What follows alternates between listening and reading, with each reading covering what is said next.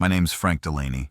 I'm 64 years old. And until recently, I was the senior facilities manager at Crestwood Technologies, a job I held for just shy of 30 years. Every weekday for nearly 3 decades. I showed up at 5:30 in the morning, long before most of the engineers even thought about hitting snooze on their alarms. I made sure the heating worked in winter, the cooling ran in summer, the servers stayed stable, and the building didn't fall apart. It wasn't glamorous, but it was mine. And for a long time, that was enough. I never asked for much. I never called in sick. I didn't play politics, while others maneuvered for promotions. I stuck to my lane, quiet competence, dependability. That was my thing. I knew every panel, pipe, and circuit in that place. I trained every junior technician who walked through those doors. When something broke, I fixed it. When someone panicked, I stayed calm. You don't get loyalty like that from a manual. But things started changing about 3 years ago when Brandon Chase took over as VP of Operations. He was younger, MBA from some prestigious East Coast school, walked around like everything was a cost-benefit analysis. He never asked how things worked. He just assumed they could be done cheaper. The first thing he did was bring in consultants.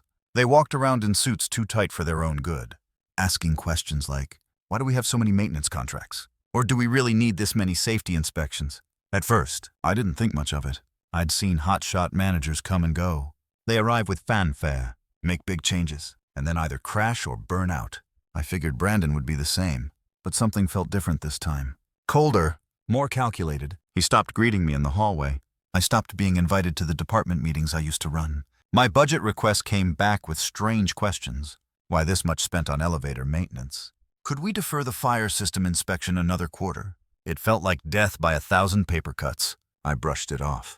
The finish line was close. Just make it to 30 years, I told myself. 4 more weeks. Then I'd qualify for full pension and could finally spend mornings in my garage instead of fixing boilers and bad wiring. But then came the foreshadowing small things that only made sense in hindsight. A young guy named Mitch was hired into facilities, but no one told me why. He shadowed me for weeks, asking about responsibilities that didn't concern him. One afternoon, I caught him rifling through the blueprints I kept in my locked cabinet. Said he was just curious about how the backbone of the building was designed. I should have known then. I noticed hushed conversations that ended when I walked into the room. A weekly all-hands meeting that I wasn't CC'd on. A systems audit request that bypassed my desk. There was this tension in the air I couldn't quite place, like the building itself knew something was about to break. Still, I didn't push. I told myself to stay the course. That loyalty meant something. That a man who dedicated his life to making things run deserved to cross the finish line with his dignity intact. Turns out, that's not how things work anymore. 4 days, that's all I had left. 4 workdays until I hit the 30-year mark enough to trigger my full pension benefits. I'd already picked the date. Friday, November 8th. I'd leave at 4:00 p.m. Shake a few hands. Maybe get a slice of cake in the break room. Walk away with a future I'd earned. But Monday morning didn't go the way it was supposed to. Brandon called me into the conference room at 9:00 sharp. That alone was odd. We didn't have anything scheduled, and I hadn't submitted any open requests. I figured maybe it was a quick walkthrough before the next inspection cycle. He didn't look at me when I walked in. Just kept typing on his laptop, barely acknowledging my presence. The room was quiet. Just the low hum of the overhead lights and the faint tapping of his keyboard. I stood there, waiting for him to say something. Eventually, he closed the lid of his laptop and sighed like I was already exhausting him before a single word had passed between us. We're restructuring, he said flatly. Hope there's no hard feelings. That was it. No context, no warning. What? We're restructuring, he repeated. Like that explained anything. Budget cuts. Strategic realignment. Your position is being eliminated. My mouth went dry. I didn't say anything. My instinct wasn't to shout or pound the table. I just froze. I know it's close to your retirement, he added, but these decisions come from above. Timing's unfortunate, but nothing personal. Nothing personal, just business. The paperwork was already printed. Standard termination documents. Cobra health info. Final paycheck calculations. He slid them across the table like a waiter dropping a check. The manila folder looked heavier than it should have, even though it only held a few sheets of paper. I reached into my pocket for the same pen I'd used every day for years, a Crestwood ballpoint with the logo faded from use. I signed everything they asked. Dated each page. No emotion. No questions. I knew better. I'd seen others in my position escorted out by security when they protested too much. Frank Delaney wasn't going to be that guy. Brandon held out his hand. Badge and keys. I unclipped my ID badge from my belt, same place it had rested every day for 29 years. The plastic was smooth, edges rounded from thousands of swipes. The photo on it showed a younger man with brown hair and bright eyes. I hardly recognized him. I placed it in his palm. Then came the keys. Master keys to every door in the building. Server rooms, equipment closets, break areas, and locked archives that hadn't been opened in years. I handed those over too, one at a time, feeling the weight of each memory as I let go. I didn't speak. I didn't ask why now, because deep down, I already knew. I just walked out, through the rows of cubicles where people were typing away, completely unaware that the guy who'd taught them everything they knew about facility operations had just been erased. Past the break room where I'd eaten lunch at the same seat for nearly 3 decades. Past the security desk where I'd flashed my badge countless times. I got to the parking lot. My truck started right up. Same reliable hum. I sat there a long while, engine idling, staring at the building I had helped build and maintain through storms, system failures, power outages, and more than a few close calls. And still, all I could think about were those 4 days. Just 4 days. That night, I sat at my kitchen table, the manila folder open in front of me like a silent accusation. The numbers didn't sit right.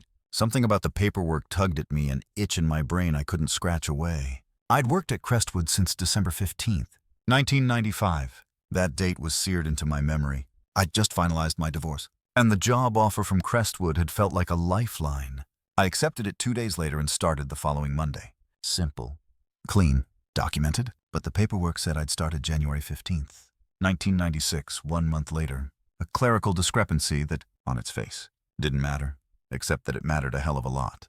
Because according to their version, I had 29 years and 10 months of service, not 29 years and 11 months. 4 days short of my full pension vesting.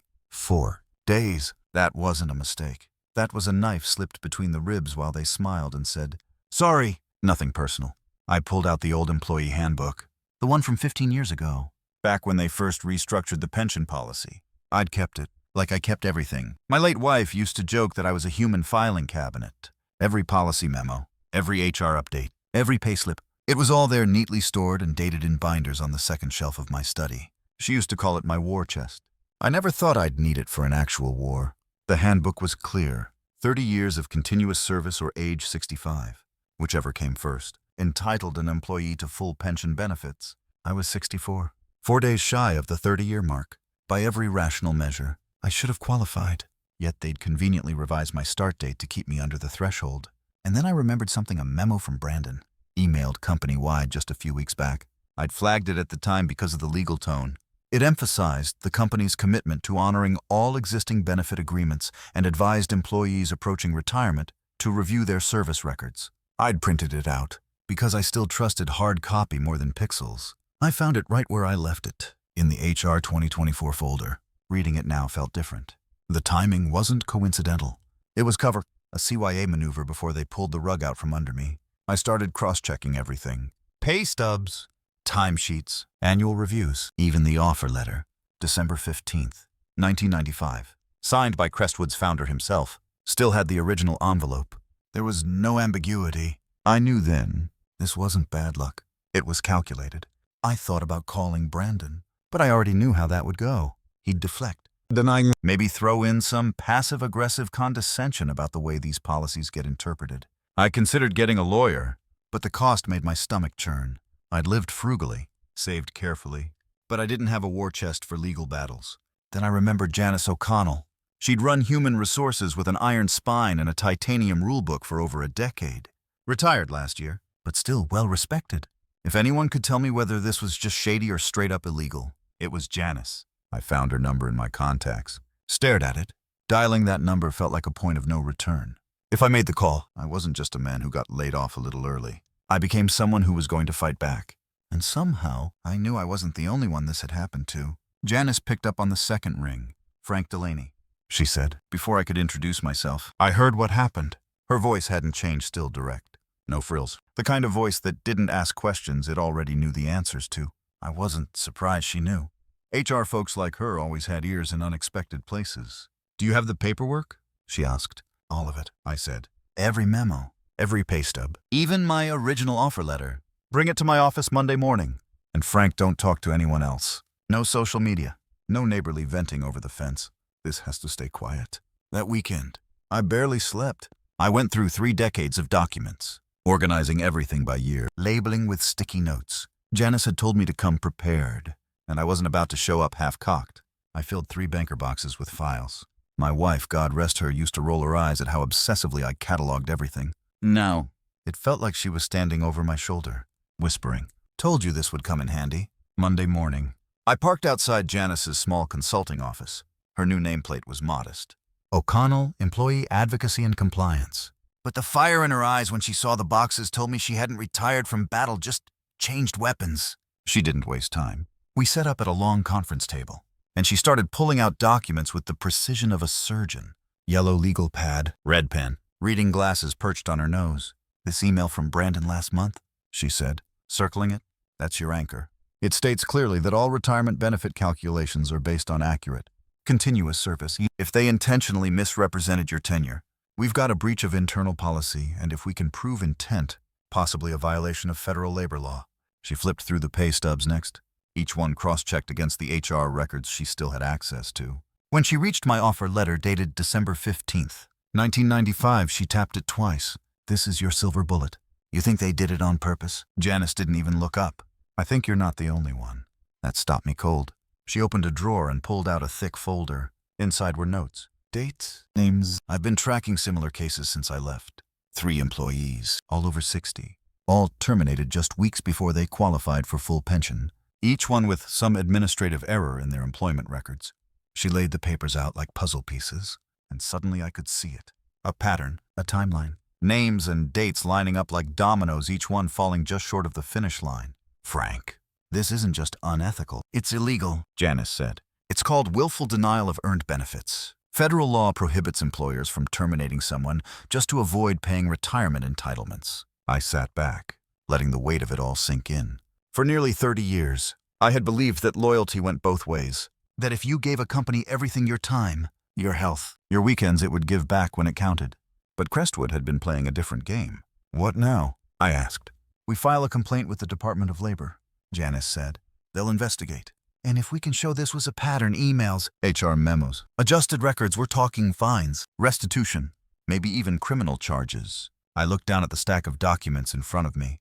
My entire working life, documented line by line. "No, I'm in," I said. And just like that, the first stone was thrown. It started quietly. Like most wars do, Janice filed the complaint with the Department of Labor early Tuesday morning. She told me to expect a call within the week. "They'll move fast if they smell something big," she said. "And Frank, this smells real big." That same afternoon, my phone rang. Brandon Chase. His name on the caller ID hit me like a punch. I let it ring twice before answering, keeping my voice calm. "Frank Delaney." "Hey, Frank," he said, way too casual.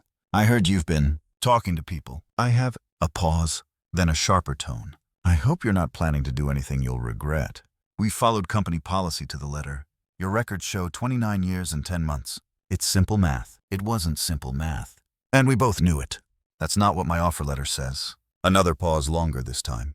Then his voice softened in a way that felt practiced. "Look, I get it. You're upset, but these things happen. If you start throwing around accusations, it could get messy for everyone." And there it was, the threat dressed up like concern. "I'm not looking for trouble," I said. That part was true. I wasn't. I was looking for justice. "Good," he said.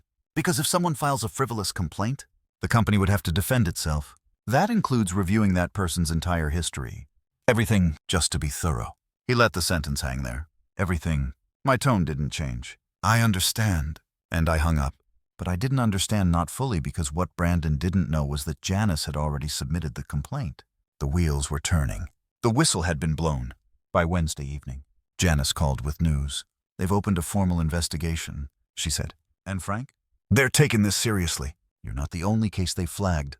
Apparently, Crestwood's been on their radar." She was right. Within 48 hours, an investigator reached out to schedule an interview. They wanted to talk about my employment history, timelines, responsibilities, everything. Janice prepped me like a trial attorney. "Stick to the facts. Be clear. Be calm. Be complete." But just when I thought things were under control, the pressure started building from the other side. Thursday morning, I noticed a black sedan parked near my house. No plates I recognized. Could have been nothing, but it stayed there for hours. The next day, a former coworker texted, "Hey man, I heard someone's digging into your work history. Everything okay?" That's when I knew Brandon had started his campaign. Phone calls went unanswered. Friends I'd worked with for years suddenly went silent. It was like I'd become radioactive overnight, Janice warned me. They'll try to isolate you, make you doubt yourself. That's how companies fight whistleblowers. Quietly, with pressure. But I didn't flinch, because I had the truth and a paper trail that proved it. Besides, this wasn't just about me anymore. It was about everyone they'd pushed out early. Everyone they'd denied what they'd earned. The guys who'd trained me. The women who'd built the client onboarding systems from scratch. The janitor who cleaned every floor for 20 years and was let go without notice, 2 months shy of his pension. Brandon had hoped I'd go quietly. Instead, I'd found my voice. And I wasn't going to stop whispering until someone started listening. The interview with the Department of Labor took place the following Thursday morning in a nondescript office building downtown. 2 investigators, both younger than my daughter, met me with practiced neutrality and expensive-looking pens. They didn't waste time with small talk. A recorder clicked on, and the questions began.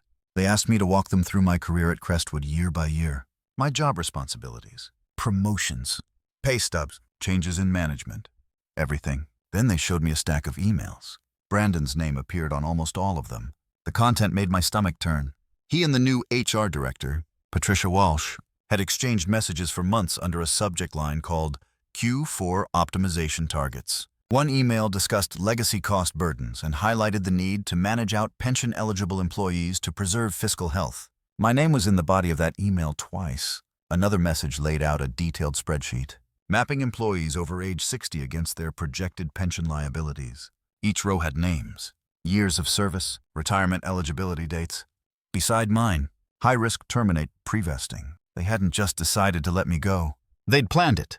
The investigators didn't react emotionally, but I could tell from the way they scribbled notes and exchanged glances that they were seeing something serious. One of them leaned forward. Mr. Delaney, based on what we've reviewed, this may go beyond civil violations. We're looking at potential wire fraud, conspiracy, and willful interference with earned benefits under ERISA statutes. That last word, fraud, felt like a thunderclap. I'd spent decades believing that if you kept your head down and did your job right, the system would take care of you. But the system didn't fail me. People did. That same afternoon, Janice called. Her voice was urgent. They've subpoenaed Crestwood's email servers. What? Already? Apparently this isn't the first complaint they've received. And Frank, it gets worse. She told me that 3 other former employees had also filed complaints within the past 6 months, each with suspiciously similar stories, terminated within weeks of hitting their benefit thresholds. All over 60, all with mysteriously adjusted records. One even had proof that his performance reviews were altered after his termination to justify the firing. They're building a pattern, Janice said. And you, my friend, are the keystone. For the first time, I felt the tremor of something bigger than anger. Bigger than justice, it was accountability. And it was headed straight for Brandon Chase. By Friday, the local news caught wind of the story. A small blurb on the business page. Federal investigation into Crestwood Technologies' termination practices underway. The article didn't name names yet, but it was only a matter of time. That afternoon, Brandon called again. His tone had changed. Frank, I think we may have made a mistake, he said, his voice thinner, more cautious. Let's set up a meeting. Maybe we can revisit your records. It wasn't an apology. It was damage control. Too late, I said. Frank, come on. We've worked together for years. No, Brandon, I worked. You just took credit. I hung up before he could finish. I stared at the wall for a while after that, letting it all sink in. Not because I was afraid, but because I finally understood what Janice had told me the first day we met. The truth is powerful, but evidence screams. By the following Monday, the mood around Crestwood Technologies had shifted from smug confidence to full-blown panic. Federal investigators weren't just asking questions anymore. They were showing up in person. Janice forwarded me a message from one of her contacts. The Department of Labor had officially opened a case of systematic benefit denial. They were calling it a targeted pension fraud scheme. The word sounded surreal, like something from a white-collar crime documentary. But this was no script. It was happening. To them. To me. On Tuesday morning. While I was sipping coffee and reading through more documents in my garage, my phone buzzed again. Brandon Chase. This time I let it go to voicemail. He left a message. Frank, there's been a misunderstanding about your termination. I think we should talk, face to face. Work something out. His voice had changed again, still polished, but with a slight tremor. That tone people use when they're trying to sound in control while the ground shifts beneath them. I deleted the message and called Janice. He wants to work something out. I told her. He should have thought of that before he falsified your service record. I'm guessing I don't return the call. You guess right. That afternoon, Crestwood's name was featured prominently in the business section of the city's largest newspaper. Federal investigation rocks local tech firm, multiple whistleblowers emerge. The article referenced multiple anonymous sources, detailed a pattern of retirement manipulation, and hinted at criminal exposure for upper management. Though the story didn't name names, one photo accompanied the piece. Brandon Chase at a tech conference last year, smiling confidently behind a podium. The next day, Crestwood's stock dropped 15%, and the day after that, a subpoena was issued for internal board communications. Janice told me over the phone. They're looking for smoking guns meeting minutes, PowerPoint decks. Anything that shows the decision to target pension-eligible employees was discussed at the top. Turns out they didn't have to look hard. On Thursday, Janice called again this time, laughing. "You're not going to believe this," she said. They found a slide deck, presented by Brandon himself to the board last quarter. Title of one slide: Legacy Employee Transition Strategy. What? Your name is literally on it. She emailed me a screenshot. There it was, my name, along with 3 others, under a bolded subtitle, Q4 Optimization Targets. I stared at it for a long time, not because I was shocked, but because, in a strange way, I felt vindicated. After all the whispers, all the quiet meetings behind closed doors, all the gaslighting and HR doublespeak, I had proof. They weren't just cutting costs. They were targeting people. And suddenly, I wasn't the only one speaking up. By the end of the week, 8 more former employees had contacted the Department of Labor with eerily similar stories. Terminated just before hitting pension eligibility. Service records adjusted. Exit interviews rushed and recorded without legal counsel. The tide was turning. Brandon called again that Friday. This time, I picked up. "Frank," he said, his voice almost pleading. "Let's be reasonable. We can fix this." "There's nothing to fix," I replied. "There's just accountability. You don't understand what's at stake here." "I do," I said. "You just never thought I'd be the one holding the stakes." Then I hung up for the last time. By the following Monday, the building I had once considered my second home had become the center of a federal storm. Crestwood Technologies, once a rising star in the regional tech sector, was now a company under siege. And Brandon Chase, he was no longer steering the ship.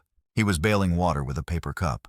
The Department of Labor had moved swiftly. Investigators interviewed current and former employees, confiscated emails, and issued a search warrant for Brandon's office. They executed it on a Wednesday morning just before the workday began, a strategic move designed to catch him flat-footed and send a message to the rest of the company.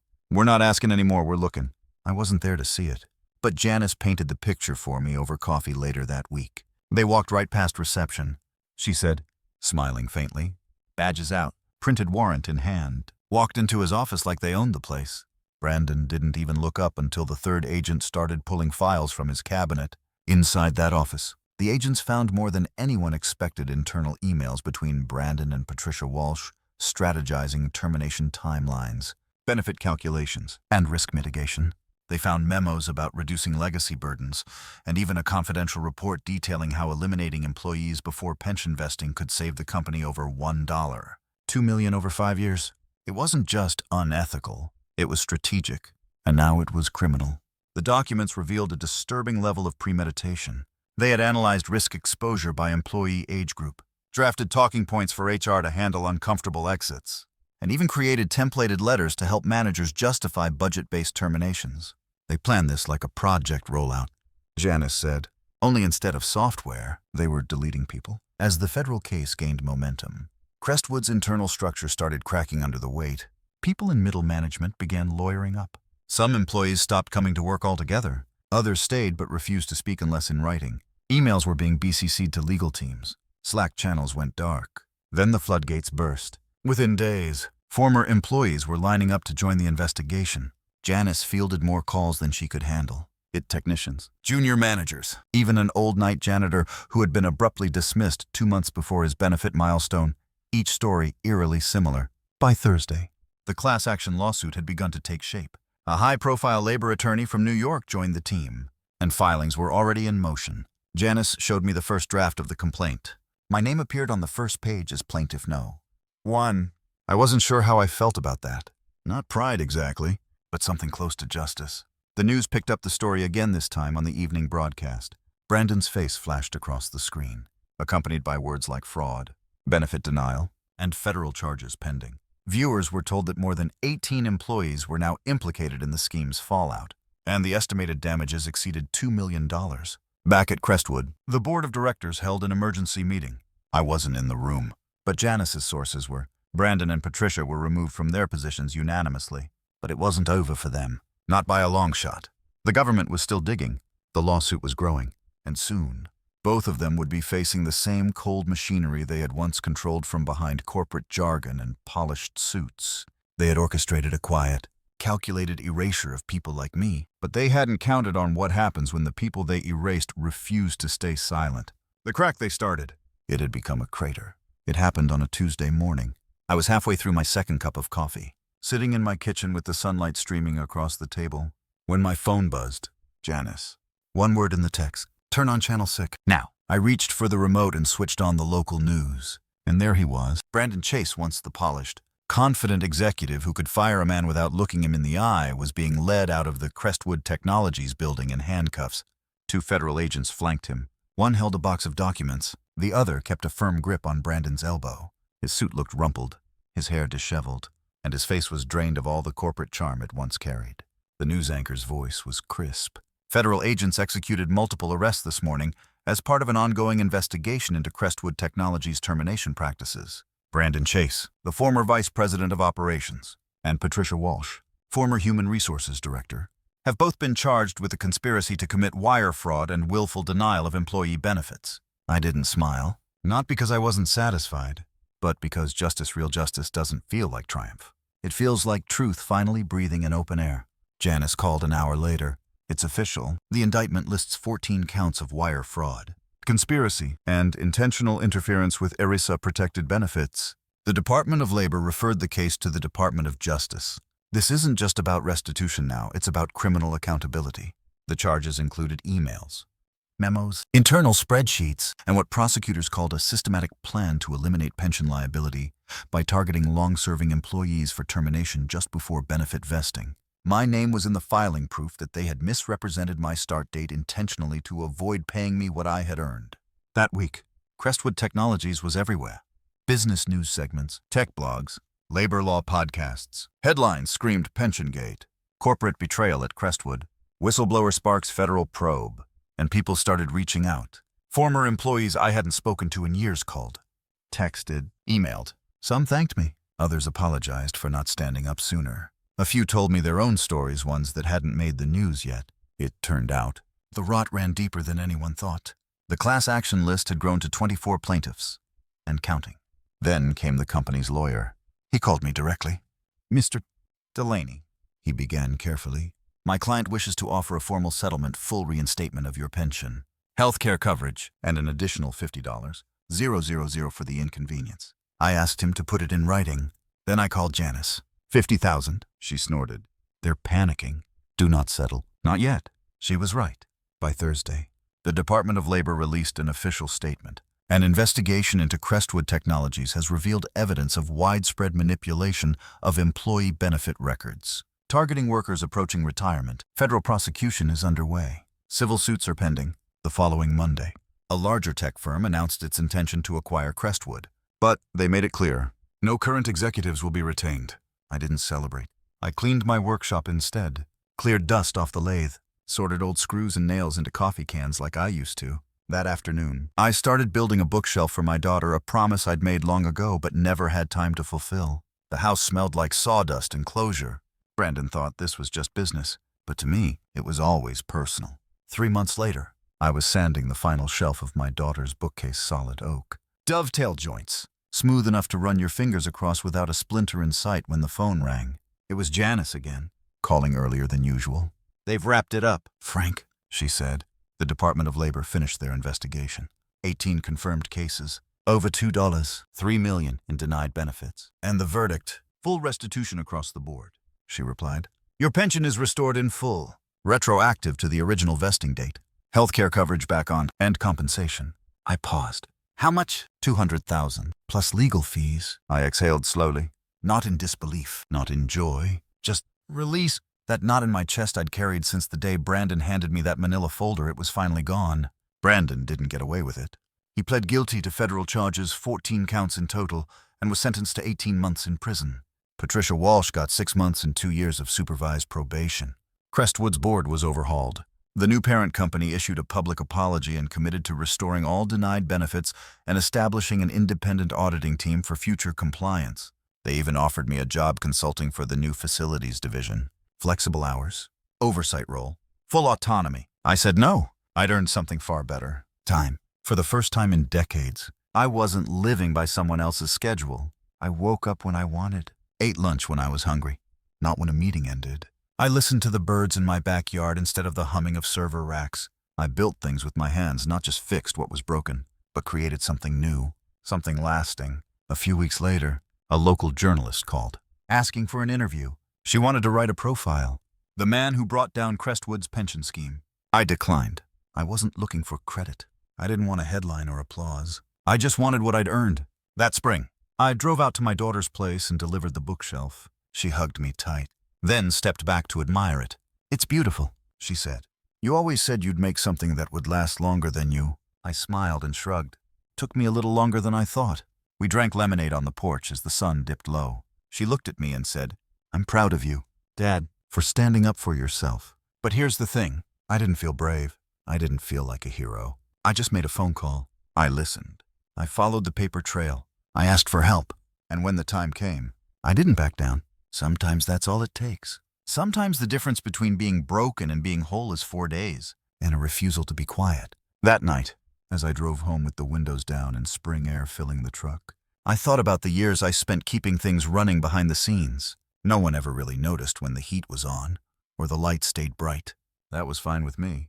But now, I build things you can't ignore. Solid, measured, honest, and finally mine.